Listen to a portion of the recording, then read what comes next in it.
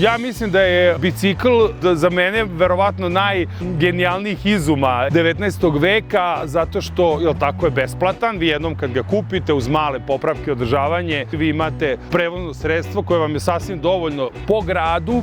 U Danskoj sam video u Kopenhagenu 5 automobila preko dana i 1000 ljudi na biciklama. U januaru mesecu sam bio, žene u bundama, muškarci u kaputima i poslovnim modelima. Za mene je bicikl savršeno i prevozno sredstvo i sredstvo rekreacije. Imate jednu kombinaciju uštede, ekologije, znači ne zagađujete vazduh kao što ga zagađujete kada vozite motor ili automobil. Imate rekreaciju, možete da stanete, možete da razgledate, možete vidjeti neku fasadu. Ne poznajem nijedno prevozno sredstvo i nijedan tako jednostavan izum koji je u svojoj biti pokrio toliko različitih polja, barem u mom ličnom iskustvu.